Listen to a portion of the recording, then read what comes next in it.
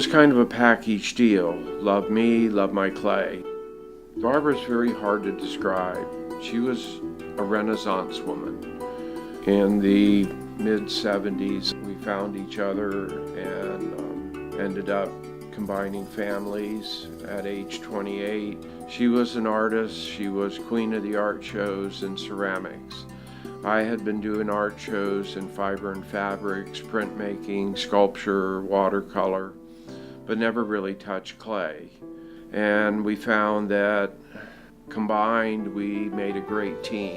In 1988, one rainy night, decided, that's it, I'm tired of driving. I want my students to come to me. I do not want to do art shows. I want to have my own gallery, and I want to do it now. 30 days later, we were moving. We found this house, which is a 1929 Florida craftsman style home. The opening was very successful. We had the support of the community. We used to joke to Barbara that she had this little neon sign that flashed on the top of her head. It says, "My name is Barbara, talk to me, and in 5 minutes I'll be your best friend." She always seemed to have time to do everything and get everything done, as well as being a great teacher, a great mom, and her best role was Granny B. Yes, Granny B. She had a magic way with children.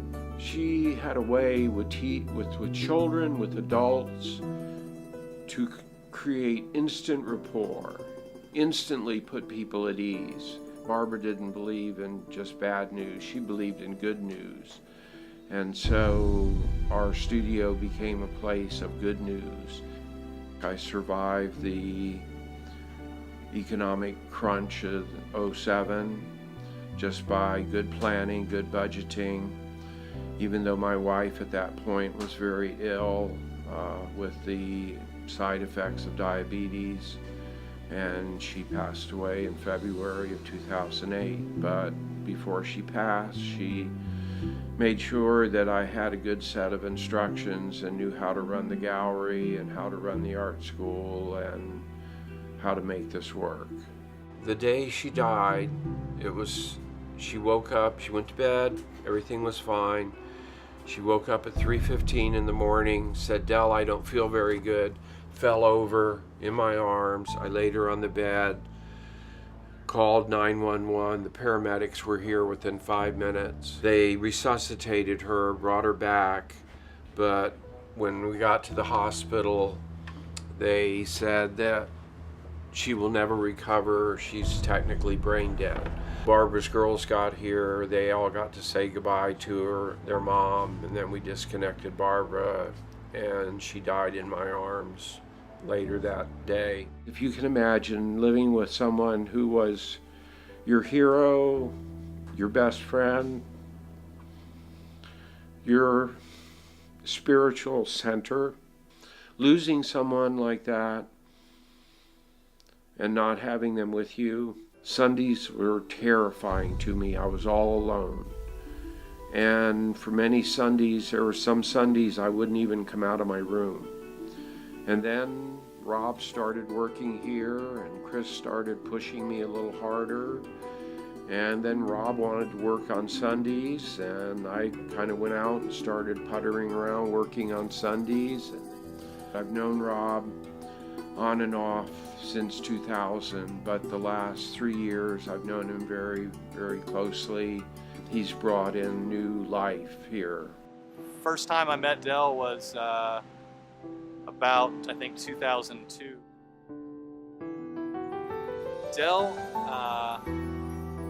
I think in a nutshell, as he would probably say as well, is like peace and love, just in a nutshell. I mean, like, I don't think I've ever met anybody more caring and more passionate about art and people and nature, and he's a really special guy, and we're really fortunate to have him in the community.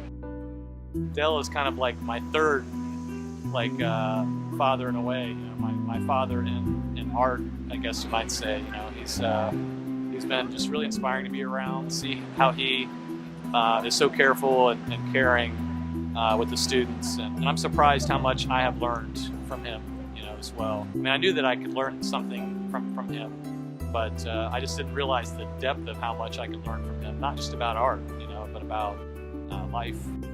Barbara was very special too, and I didn't get to know her as much, as I've known Dell, but I feel like through our conversations and through us working together, I really have gotten to know Barbara more over the past couple of years. I've made more pieces in the last month than I've made in the last 5 years, and a lot of it's because of the camaraderie with Rob. He is one of the greatest human beings I have ever met. He is one of the greatest teachers I've ever known, and he's just one heck of a nice guy. And he has saved me from wherever I was. Now the creative energy is just flowing through me. The desire to make more things, to get out there and glaze, and is just wonderful.